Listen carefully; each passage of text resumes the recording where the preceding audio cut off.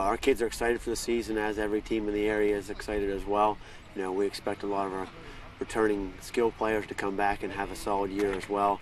We have some inexperience on the line, but we certainly hope those kids have been working hard and developing and trying to set the bar very high and moving forward. And our goal is district championships and conference championships. So certainly we're expecting a very solid season. Hopefully we can compete for those come week 11, week 12. Is there, besides the offensive line, is there one place that you feel like you need to do the most work before the season starts?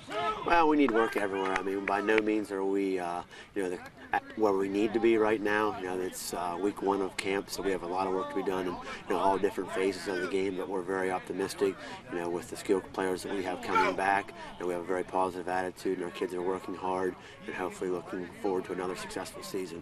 And how has camp been going this week so far? Camp has been going very well. The weather's been nice so far, so that always helps the situation. Kids have a positive attitude, a great work ethic. They're determined to get better. They understand that last year was last year. This is a new year, so everyone is 0-0 right now. So we've got to outwork everyone else if we want to have the kind of season that we'd like to. How many returning starters do you have?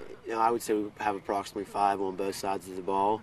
It certainly depends week to week as far as who started last year and injuries and different things. But we do have some experience coming back and some quality players that should have solid seasons for us. What's it going to say as far as the development of the team with the need for people to step up? Can you rephrase the question? With having only 5 seniors or 5 starters back on either side of it sounds like you have players that you need to kind of step up into new roles this year. Well, we have kids that played last year. We had some success at the JV level as well. We had a lot of kids that played last year. We have around 22 lettermen returning, so we do have some returning experience on both sides of the ball.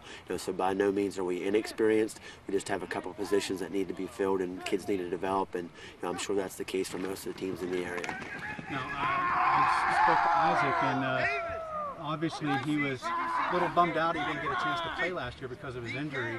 How does it feel to have him back this year? Well, Isaac's a great kid. Certainly we missed having him last year. He had an injury, was out the entire season, but he played very well as a sophomore for us. He's very athletic. He's extremely intelligent. He's a kid that we expect to surprise some people in the Laurel Highlands on both sides of the ball. He's exceptional athleticism and extremely intelligent, so we feel that he's going to have a very good season for us. Okay, the other player, what number was he? 22, Jeremiah Bingham. 22, okay. He's running back? Yeah, he's a fullback. What kind of input did he give to the team? Well, Jeremiah had a very good year running the football last year. Doesn't have great size, but he has very good feet. He's a tough kid for his size. He runs hard, and we can count on him to get the tough yards in crucial situations. He's a player who's going to be a senior two-way starter, so we certainly count on him for leadership as well. Looking for him to have a great year on both sides of the ball. What about quarterback? You have one quarterback that you have starting already? Yes.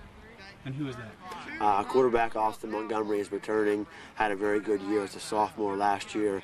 Exceptional work ethic, great leader, very intelligent player. Makes a lot of our calls for us and does a lot of things for us to make our offense go.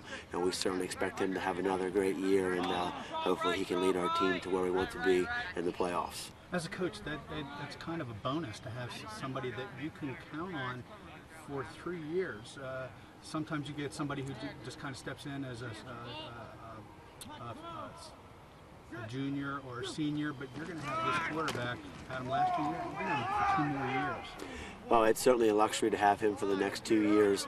He understands all the running back assignments, the blocking schemes, the different things that go along with being a quarterback, reading coverages, so we certainly expect him to continue to develop and be a player to be reckoned with for the entire duration of his career.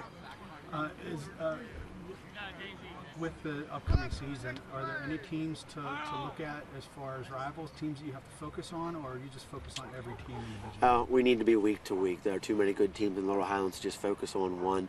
We approach each week as it being an extremely important game, and we attack that particular week. We move forward after that week is over, and we can't look at one opponent and then just overlook the others. We look at them all as great competition, and we hopefully will be up to that challenge every day.